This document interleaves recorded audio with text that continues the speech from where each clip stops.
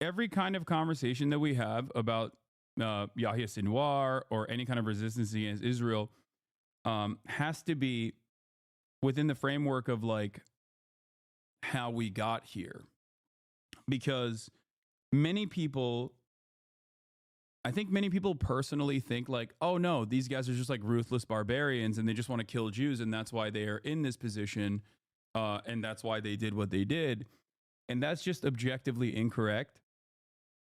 I think I've done enough commentary on that front.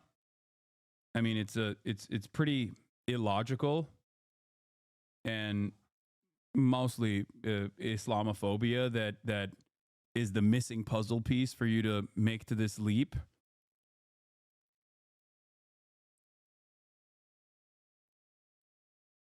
Especially when you think about like fundamentalists and how they came to power within Palestinian governance. Those guys are seen as like the less corruptible forces, but ultimately they were the only game in town for quite a while. And that was a miscalculation, I think, from the Israeli government as well, because they definitely played a significant role both in the occupation, obviously, that created this hostility towards them. But beyond that, saying that like, well, it's better if they're not the secular Western focused types, but instead the more fundamentalist types that are easily cast aside as like terrorist barbarians. We can do a very good job of like presenting them as an inherently hostile force that needs to be wiped out with force. So time and time again, Benjamin Netanyahu and many others in Israeli society in positions of power have openly stated that that was the goal. So that is how you arrive at a Yahya Sinwar type of person. That is how you arrive at like a more fundamentalist group of resistance forces that are not comprised of fundamentalists themselves for the most part. But let's continue. The Tel Satan neighborhood, Rafah, southern Gaza. Israeli soldiers have stumbled on the country's most wanted man. A gunfight had ensued. A tank shelled the building. Then a drone is sent in. It picks up Sinwar sitting in an armchair still alive. Looks like a hand is missing. Eyes on the approaching machine. The last act of armchair aggression from the man who planned the death of so many, throwing a stick at a UAV. But yeah, this completely cuts against like all of the Israeli propaganda that was conducted on this matter, presenting Yahya Sinwar as like an out of touch with the devastation that he was responsible for post October 7, a careless, bloodthirsty monster that doesn't care about however many Palestinians die in the process, because it directly cuts against that when he, you know, died fighting all the way till his last breath. So that is the reason why I didn't fully understand why they showed this drone footage. Maybe they were like really excited. Maybe they were just like really fucking excited about the prospect of like showcasing Yahya Sinwar as like dead.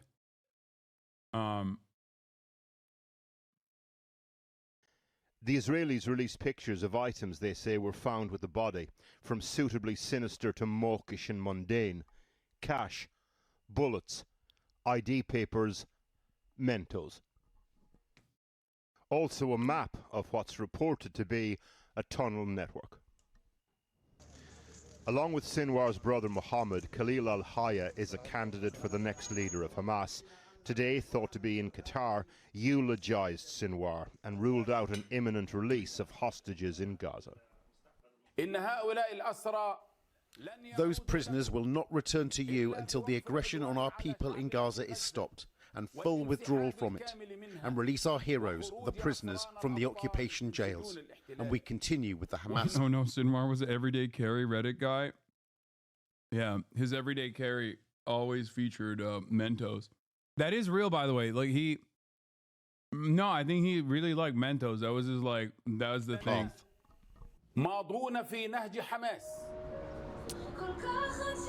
101 hostages are still being held in Gaza, at least half of them thought to be still alive. Their friends and family took to the streets of Tel Aviv again today. Here in Israel, we don't celebrate the elimination of our enemies. We celebrate when our loved ones come back home. At Hostages Square, we met the cousin of Carmel Gat.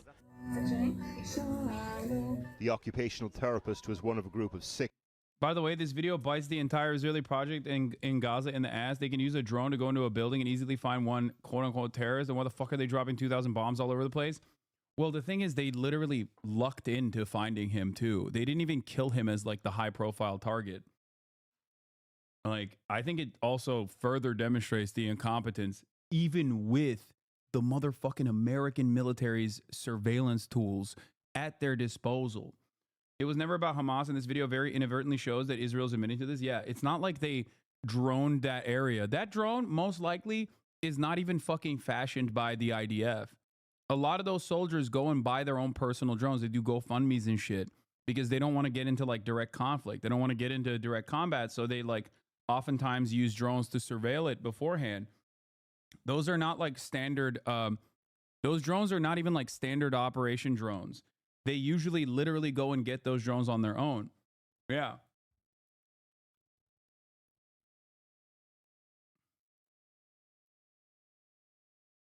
You're lying? Yes, 100%.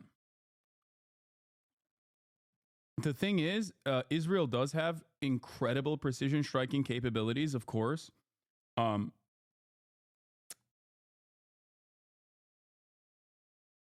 But overall, the German progressives' view on this is so skewed. At a talk in my uni, they disavow BDS, showed the Grand Mufti, and you know who, and said that it showed all Palestinians are anti-Semitic, saying never again applies to Gaza because of Holocaust is a Holocaust denial. Okay, yeah, I don't want to hear from Germans. Thinking about the words of Che, I know you've come to kill me. Shoot, coward. You are only going to kill a man. Yeah. 6 hostages murdered in Gaza's tunnels back in August. DNA found at the scene indicated that Sinwar had also been in the area, possibly using Carmel and the others as human shields. Some people... Oh my God, come on, dog. Like, bro, they killed him alone. Like, they killed him alone, and they're like, but he might have actually had hostages with him. It's like, dude, come... You can't fucking package this up as a human shield narrative when, like, the fucking drone footage contradicts that. What the fuck do you mean? That's crazy. Okay, there were no human shields. There were no human shields there, but I'm going to imagine them being there anyway is a wild fucking assessment to make. But I think it goes to show, like, the attitude that a lot of people have about this stuff. They're just like, they would rather hallucinate a different reality than the one that they are even presenting to you immediately, right?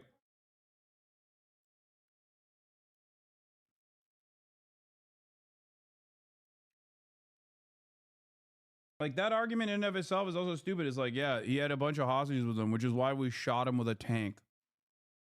Because that's the level of care we have for our own hostages that we want to return. In the government in Israel wants to go on fighting forever and to keep on fighting, even though we eliminated Sinwar, even though we have a chance to get the hostages back. We need to focus on what's important, and most of the Israelis think exactly what I think. They think that the most important thing is the hostages, and if we miss this chance, I don't fully agree with that. I don't think most of the Israelis, I mean, a lot of Israelis do want the hostages back, but I wouldn't say that most of the Israelis are not celebrating Yahya Sinwar's death. Like, I don't agree with that. Most of Israeli society was, like, basically packed up when Netanyahu threw a bone to the Lebanon invasion camp. Like, they literally fucking stopped the hostage conversations that were getting really heated inside of Israel. If you remember,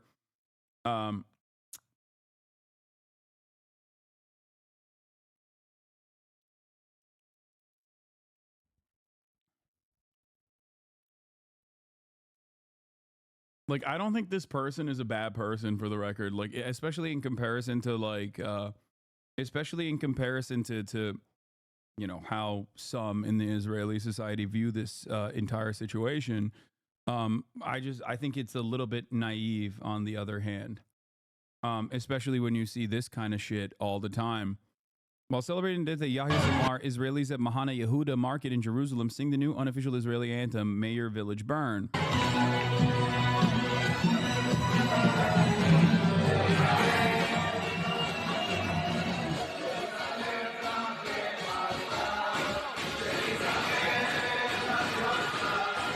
And meanwhile, it's not, for those, I guess, maybe not, he might be naive, but let me tell you something, okay?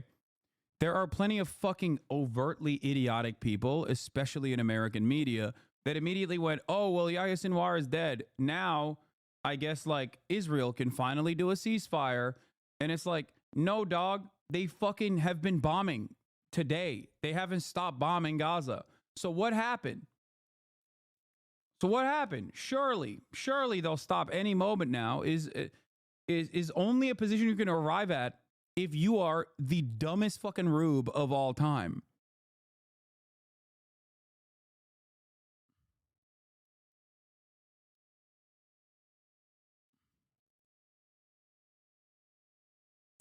Golden hour to get the hostages back, we can only blame ourselves. Benjamin Netanyahu has said that Sinwar's death doesn't mean the end of the war in Gaza. Oh, never mind. Okay, well, there you have it. Oops. I guess not.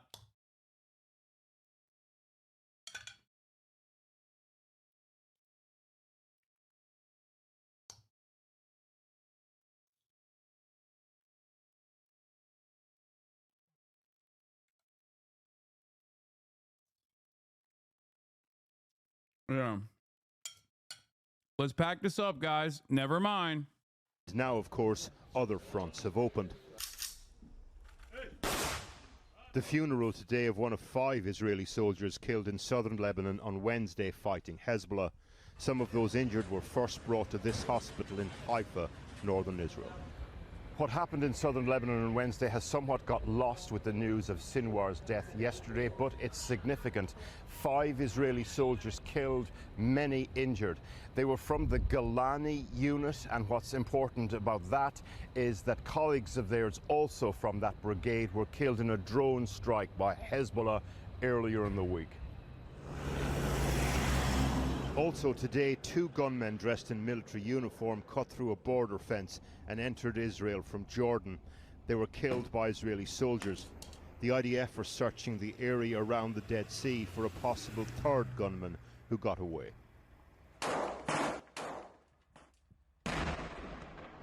A reminder that even with the death of the man who let this conflict's genie out of the bottle, the possibility of escalatory action can come in forms and from places no one is ready for. There's also little hope in Lebanon that Sinwar's death will mean the end of the conflict there. Hezbollah says it is escalating its war against Israel. There's been no let-up in the IDF's airstrikes across South Lebanon, and the UN says its peacekeeping mission has suffered several deliberate attacks by Israel in recent days. Our international editor, Lindsay Hilsum, is live in Beirut. Alex, all day long, the Americans and the Israelis have been talking about the death of this one man, Yahya Sinwar. But you know, it looks a little different here, because everybody remembers that all of his predecessors as leaders of Hamas were also killed by the Israelis. It's almost in the job description, and it didn't destroy Hamas. So people here don't think it's really going to make that much difference. It also doesn't address the fundamental problem, which is that there is no peace process to deal with the fact that Israel is occupying Palestinian land.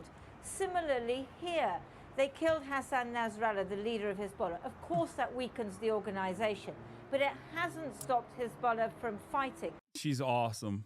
This is my favorite fucking... She's my favorite, dude. Hezbollah! I love this lady.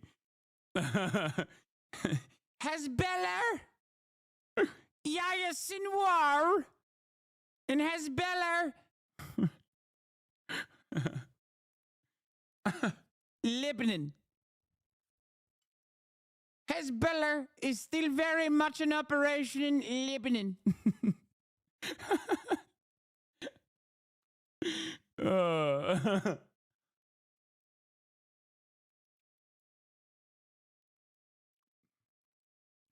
the CC gave up.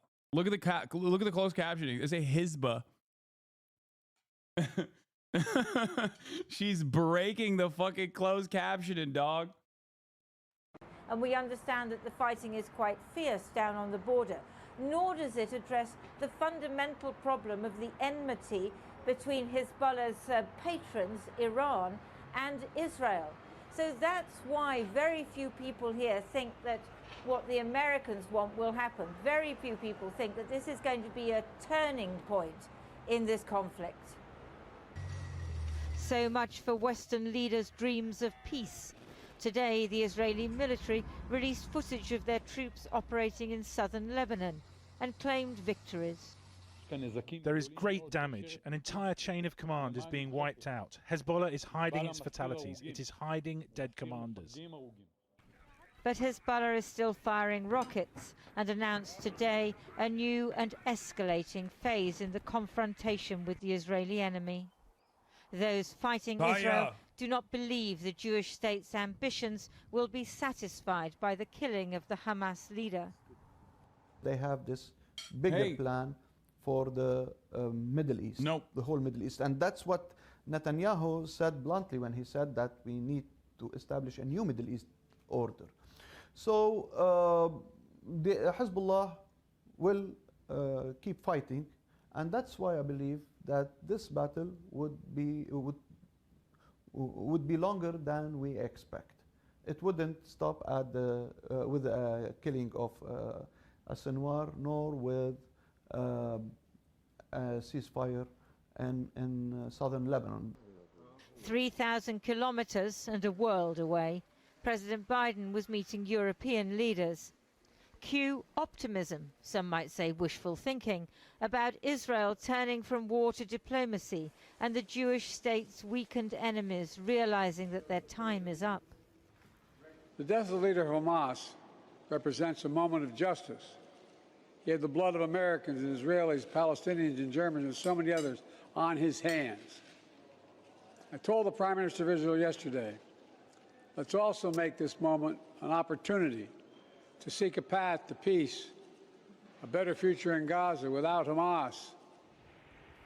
Back in southern Lebanon, UN peacekeepers can do little but distribute aid to villagers who have defied Israeli orders to leave their homes. Thank God we're alive. There's a lot of bombing, and we keep running from place to place to hide. Israeli troops have damaged UNIFIL's base in an attempt to drive them away from the border. The Italian Prime Minister... An insane statement. Like that right there, directly a war crime. Not just any kind of war crime. The one that counts, right? Because it's done against white people. The entire purpose of that base sitting there is to put white bodies in the direct line of fire of Israel to be like, yeah, we're not. We can't, you know, they won't go this far. Nope.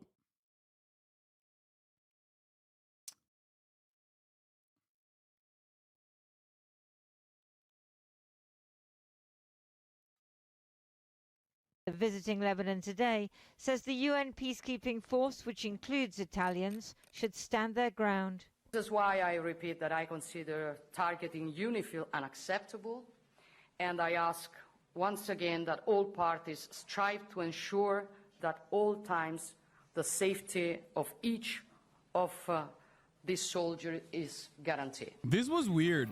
Today, they buried 13 people killed in Israeli strikes on the southern Lebanese town of Nabatea. The death of the Hamas leader is cause for neither joy nor despair here. They are engulfed by their own grief. Lindsay Hilsum in Beirut. Now, Hasan Piker was Israel's consul general in New York and is now a columnist for the Haaretz newspaper. I spoke to him earlier and began by asking if this should be a moment for peace. Israel should announce a unilateral ceasefire demand a hostage exchange in order to maintain that ceasefire, see how the reaction is, but for all intents and purposes, declare that the war is over. But that won't happen. What will happen? The IDF will not retreat, will not withdraw.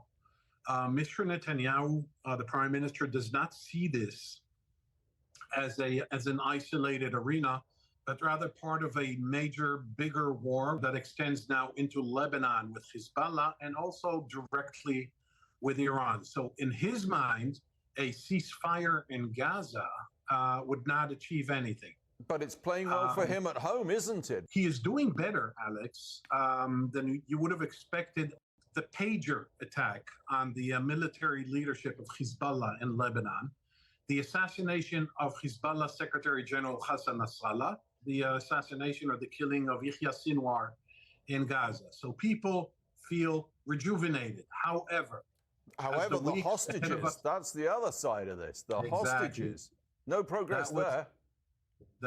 In fact, there could be a regression there. And I know this is a very grave and grievous and hard, difficult thing to say. There is a higher likelihood, Alex, of hostages being executed rather than being released right now, because like, not all of them, but he's not even wrong about that. Like he's imagining it. They haven't said that they would do so, especially because it's their only form of leverage. No, not by the IDF, dude. No, not by the IDF.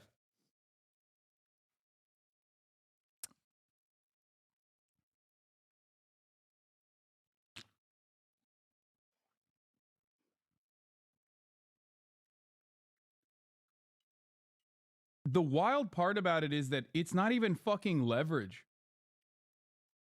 It's just not leverage. You know what I mean? Like, it's not. Israel does not see it as leverage. In the eyes of the Israeli state, it's just not. They don't give a fuck. And there's not really much you can do in that situation.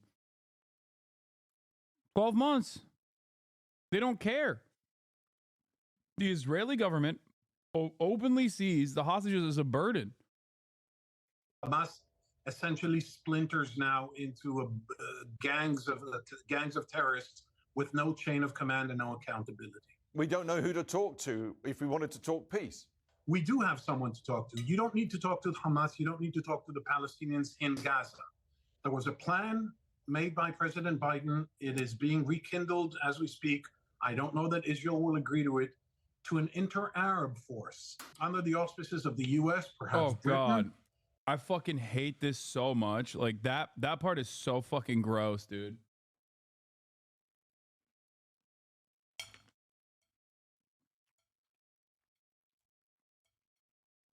Yeah, let those fucking Arabs deal with these other fucking Arabs, you know?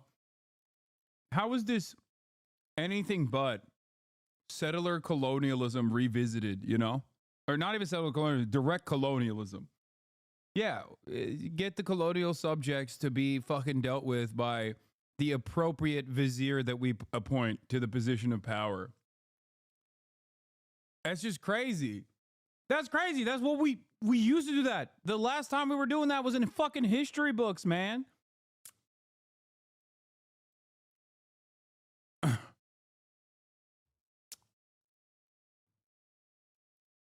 That's wild. Here, we will appoint, like, we will designate and appoint a higher version of fucking Arab to deal with the lower version of Arab in Palestine, and it'll be fine.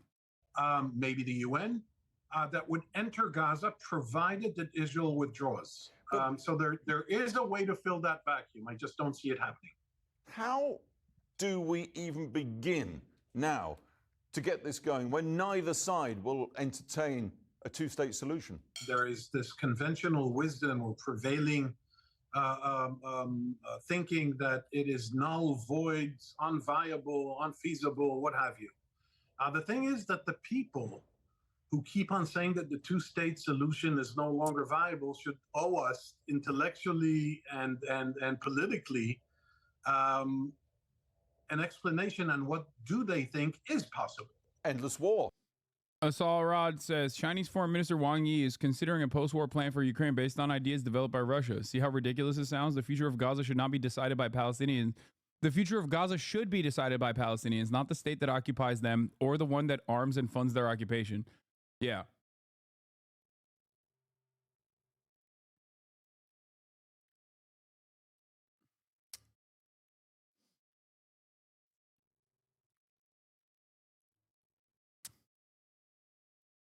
Because a two-state facilitates hegemony by Israel over the Palestinians, right?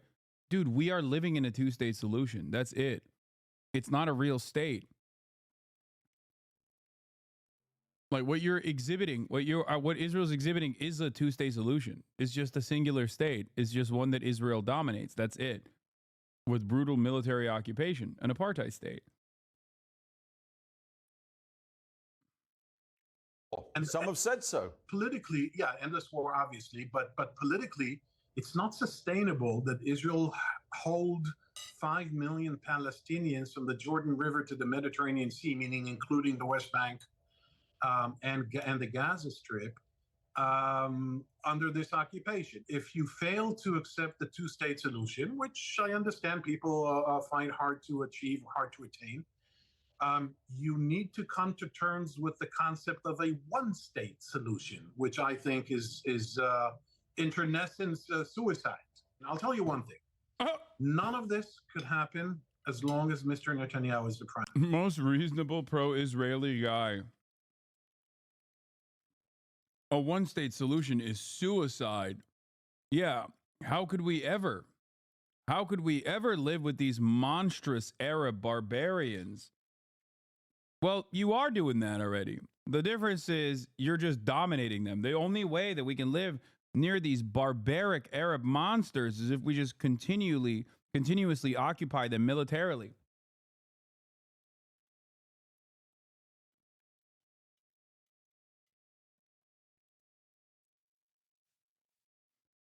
Notice how when this guy says that,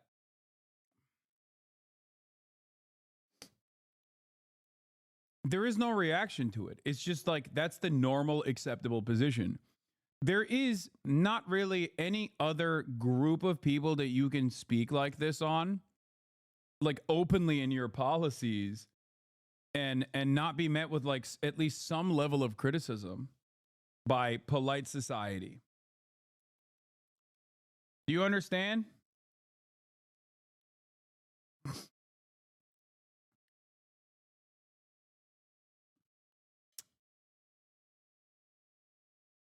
Like there is no world. Like you can't say that about black people now, at least. You know what I mean? You can try to cling on to the remnants of that white supremacist policy that is baked into our institutions, but you can't openly say it like that. You know?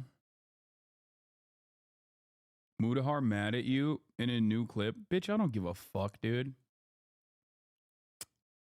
Come on, dog. Oh no, another fucking drama baiting YouTuber who is desperate to fucking continue maintaining this like centrist posture, which has like overt racist in it, is upset at me. Let me guess.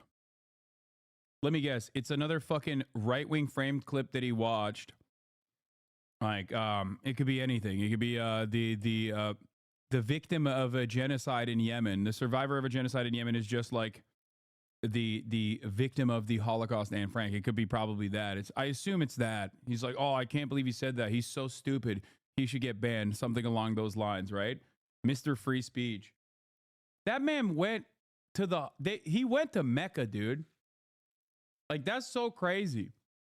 How the fuck do you live like that? Like, it's so wild that like the audiences that you're desperately trying to fucking cultivate despise you. You know what I mean?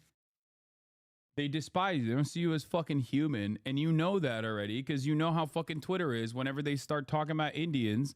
And I see his fucking chirping about that sort of thing. And I totally understand where he's coming from. But it's just like, I don't know. It's always strange when I hear this kind of stuff from a dude who is like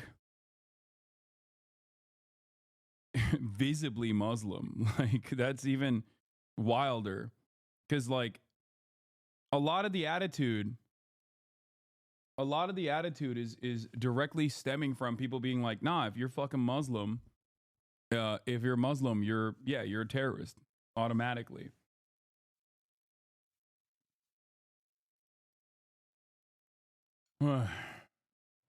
They are farming you. He didn't say shit. Prime Minister. Alan, thank you very much indeed for your time. Thank you, Alex. What is next for Hamas and Israel after the killing of Hamas chief Yahya Sinwar in Gaza?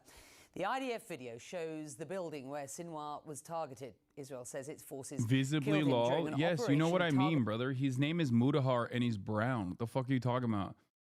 My name is Hasan, and I already get enough fucking shit for that from Islamophobes in general. Despite the fact that I'm fucking white, you know?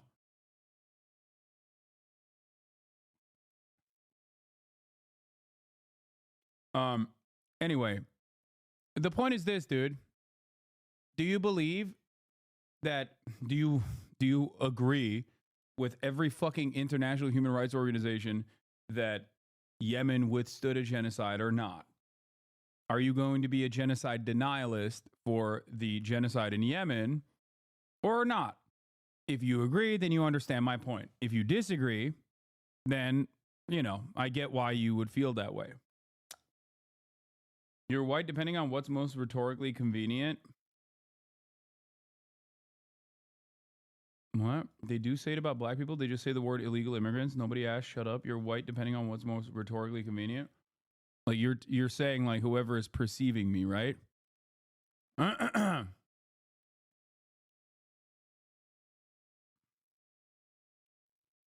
let's continue. Targeting a house in Gaza, Hamas now confirms that their chief is dead. But a top negotiator for the group says hostages won't be returned until the war ends, Israel withdraws, and the Palestinian prisoners are released. Israel also warns that the war is not over. Today, evil has suffered a heavy blow, but the task before us is not yet complete. Hamas will no longer rule Gaza. This is the beginning of the day after Hamas.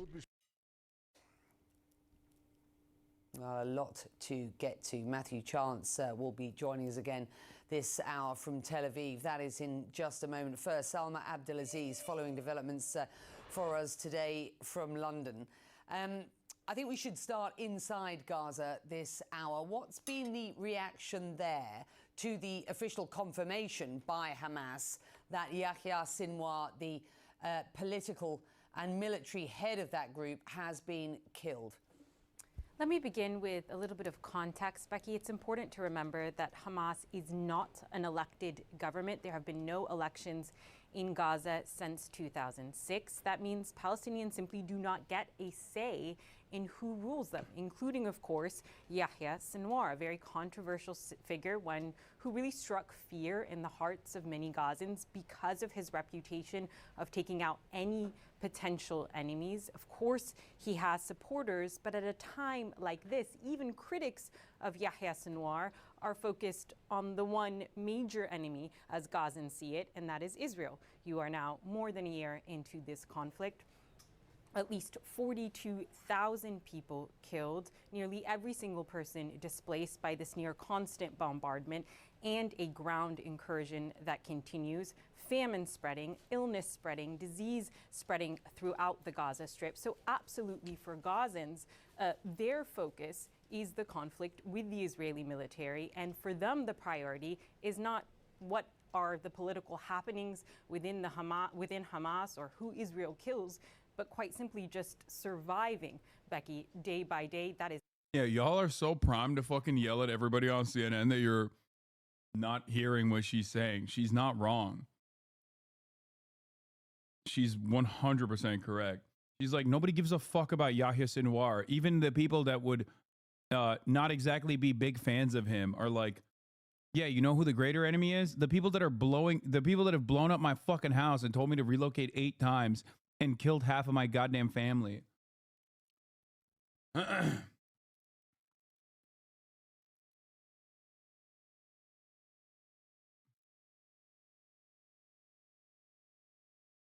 Is absolutely the priority. That is absolutely the focus in their minds, and it is unlikely that this will change matters on the ground. Yahya Sinwar could easily be replaced, and he could be replaced by an even more hardline figure. So for everyday... Time that an OO speaks. Ow. To be honest, it makes little difference to me if Sinwar is dead or alive. It makes no difference militarily, and Israel wasn't doing a hostage deal anyway. Decades and decades of occupiers' gall, thinking that the roots of the conflict are personal or ideological. It's the same logic behind Israel's support of the Islamic charity to weaken the PLO in the 80s. The same logic behind killing Yassin, Musawi, Shakaki, Mukniya, Al-Mabnu, Jabari, Haniya. Different leaders, different ideologies, same politics. Yes. Their politics and their ideology is totally different from one another, but ultimately one thing that Israel actually wants to stamp out, and ironically will never be able to stamp out physically, is their yearning for freedom. Okay? Like, it is the most understandable position that a fucking human being can have when you're like, hey, I want to stop this military. What the fuck is happening with this goddamn mic? I want to stop this fucking military from executing my family. I hate that. I really don't like being bombed.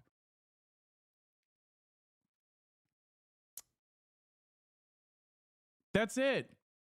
You can't stomp it out unless you fully conduct a genocide. That's it.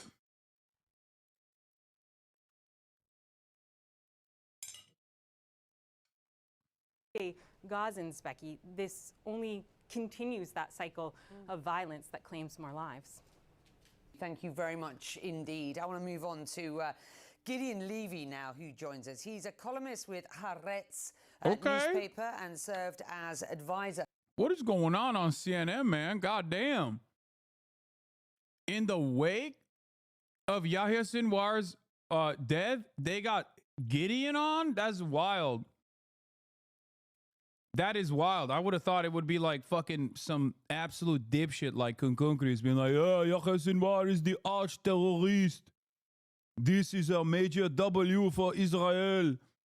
Meanwhile, they got my goat on. That's crazy. The Hague called. Yeah, the Hague made a boss call, said, hey, remember in the Nuremberg trials, we actually jailed and executed journalists? Something to consider. Just kidding. That would never happen. Yeah, remember when journals were found guilty of packaging the Holocaust? Yeah.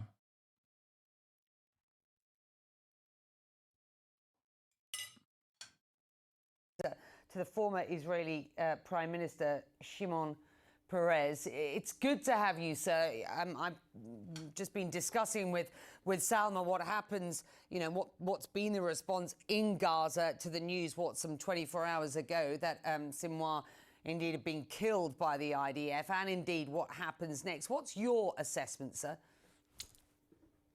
So first of all, I'm under the impression, if I can be emotional for a moment, I just spoke now with a friend in Gaza that I didn't speak the whole year, and I was sure he was dead, and he's alive. And he told me that there was... Yeah, he's bringing that up because he's saying Yahya is not the guy. He's like, make no mistake, my friend that I'm talking about in Gaza wasn't Yahya Sinwar. I know that you might have thought that that's what I was mentioning, but it's not him. Was quite a sense of happiness last night. He's in one of those rescue places in the Moasi, in those tents facilities, and he says there was quite a sense of happiness last night hearing that Sinwar was assassinated, which doesn't mean that all the Palestinians share the same, but there are people in Gaza who were happy last night. In Israel, it's different. If you'll ask me about Israel, I'll tell you.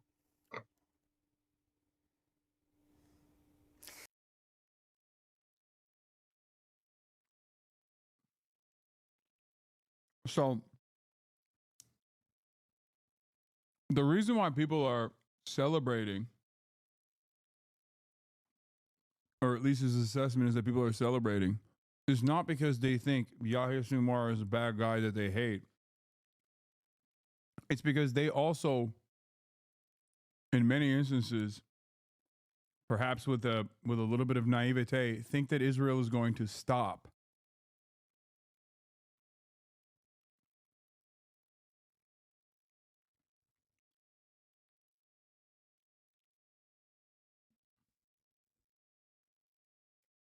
Yeah, and that sentiment we have heard reflected from those that are Gazan freelancers and staff. That's why he said, it's not that these guys all hate him. It's that they think it's going to end the suffering. Have been able to collect. On the one hand, a lot of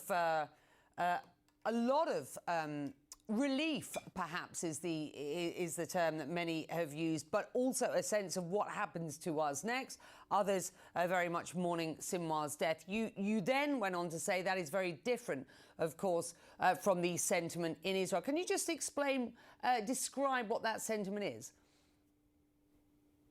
So while the Palestinians, for them, I mean, those who suffered this year, and we, most of us cannot imagine ourselves their suffer. In Israel, it's a different picture, obviously, and many Israelis saw it as a great achievement, and there was even a sense of joy last night in Israel. I can understand this sentiment. It's very human. I mean, Sinwar, for most of the Israelis, for all the Israelis, was the face of evil, and now he was killed. The main newspaper of Israel gave this morning the headline, "The Death of the Satan," no less than this. Other compared him to Adolf Hitler. This is all understandable and legitimate. The only question is, after this joy, what comes next? I mean, are we in a better place today? And I'm not sure so. Well, that better place would be a route through, a fork in the road, an opportunity, as Joe Biden has said, for the prospect or the path towards peace. We've heard from the Prime Minister himself, Benjamin Netanyahu, who has said that the war is not over. He has talked about an opportunity going forward, but he also and has also said that we are in the day after Hamas at this point. What do you make of what you've heard from the Prime Minister at this point? How do you read his intentions about what happens next? I can only guess, but my assessment is that Benjamin Netanyahu, and we have to realize it, never believed in any kind of settlements with the Palestinians. Never. He always believed and still believes, and now after the last so-called military achievements or successes, he believes in it even more, only in living on our sword, only in living on our military force. That's the only guarantee, and that's the only solution. That's a very dangerous ideology, obviously, but it is an ideology that we have to realize that leads him, because people tend to think that he does everything only for his personal survival. I'm not sure. I think that he really believes that there is no room for any kind of settlement with the Palestinians, which means that Israel will live from war to war, because they will never give up, and the resistance will never stop, because that's the nature of people. If they are oppressed, they are resisting. And this means that we are doomed to live like this for decades. I hope that this ideology will be proven as wrong, and we will replace it with a new ideology. But right now, I don't see anyone in Israel who calls for a different ideology. Gideon Levy's perspective as we continue to question what happens next. Let me just bring in Matthew Chance, my colleague. Israel today, Matthew, as I understand it, calling up. Let's see how hard Matthew will outflank fucking Gideon Levy, who still had like a relatively, dare I say, liberal approach on the matter. Oftentimes they're like, here's our Western correspondent who's going to be like way more fucking crazy. You know? Baby Kaya sleeping well. Bro, Baby Kaya is straight up fucking snoring. Not a care in the world. Doesn't give a shit that at the top of the hour there's a 3-minute ad break and like 16 minutes have passed and the ad still hasn't come, but it's definitely coming, you know? None of that. Here's a 3-minute ad break now, though. It is coming for you. Up additional reserve brigades to northern Israel, pressing on with its war on a number of fronts. Of course, it talks about being at war on 7 fronts at the moment. We're talking very specifically about the front in and with Lebanon. What do we understand to be the detail, and what is the intention there at this point? Is the end game any clearer?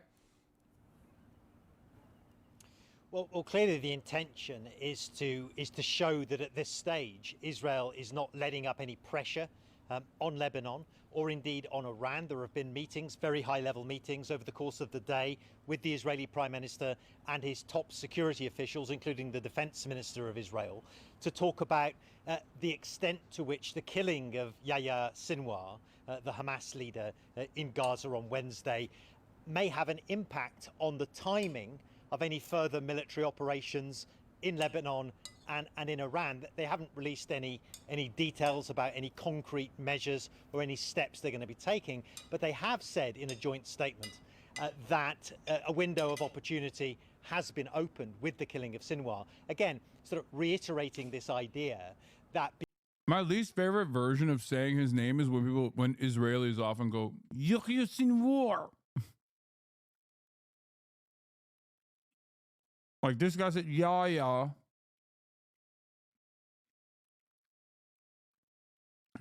That's the funniest, like, most annoying way when people say it. Yeah. Because of the death of this key figure in the Palestinian militant group Hamas, it may be... How's the correct way? I mean, I don't know how you say it in Arabic. But in Turkish, Yahya is a Turkish name as well. You say Yahya.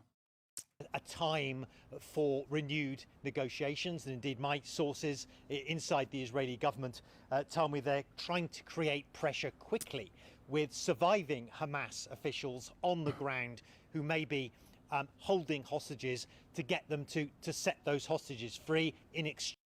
Yeah, Jesus fucking Christ. Yair Golan wrote a column for Haaretz saying we can't have peace with the Palestinians, so we have to have civil separation as much as we can and manage the occupation better. He was also one of the most vocal proponents for a Lebanon invasion. His party, the Democrats, is the most left-wing Zionist party in the Knesset. Yo. Yeah, you mean, wait, Yair Golan, isn't it Yair Lapid? You mean Yair Lapid, right?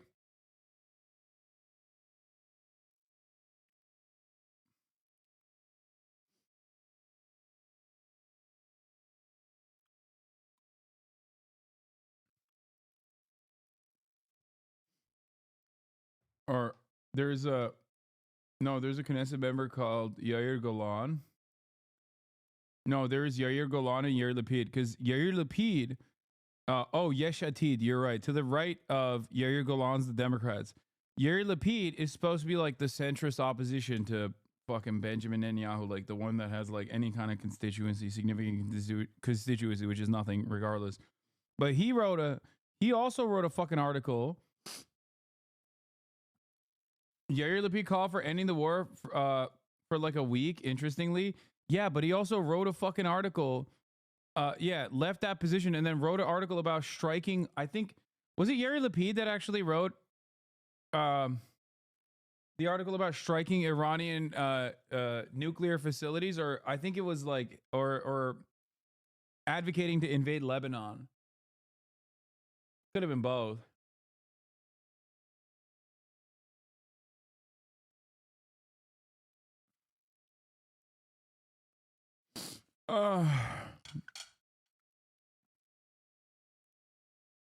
What?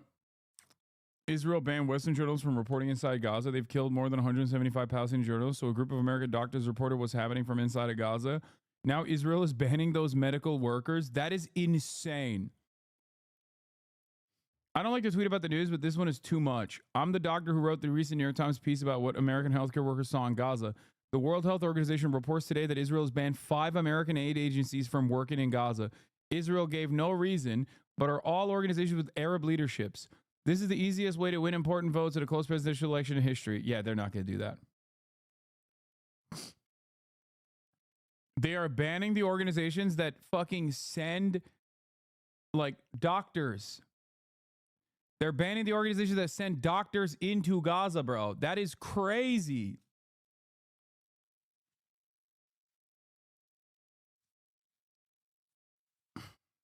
Exchange for some kind of clemency. Netanyahu, the Israeli Prime Minister, has made a specific offer to members of Hamas, saying that he will let them live if they wave the white flag and they surrender the hostages they may be holding at this stage. Again, the problem, or part of the problem, is that so far Hamas are not giving any indication that they're willing to sort of play along. There's been a statement from a... Yeah, who? There's like one guy left, and he's in fucking Doha. What do you mean? And the other guy that was also in Doha was assassinated in Tehran by Israel. Dude, one of the most dangerous jobs in the world is not being American president, is being the principal negotiator with Israel on the Palestinian side in a hostage negotiation. Even if you've never held up a fucking gun ever in your life. Senior political figure at Hamas acknowledging the death of Yahya Sinwar at the hands of Israeli troops. They waited a couple of days before they did that. There's been a further statement, also very defiant, basically saying that Israeli hostages will not be released until such times as Israel's aggression, in their words, against the people of Gaza has come to an end. So, yes, it's a hopeful moment. It's potentially a window of opportunity and a pivotal moment, but it's not a certainty that anything concrete will come out of this except for more fighting. And so that's the... I think Khalid Mashal is in Turkey. Turkey, Qatar. Qatar is basically Turkey too. No disrespect to the fucking Qatari chatters that gift a fuck ton of subs in here, but it's like, that's like the no PvP zone.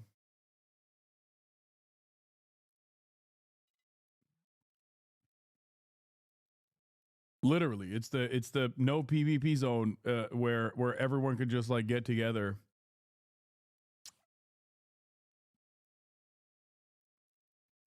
It's an extension of America and also Turkey. Turkey, which is an extension of America to begin with.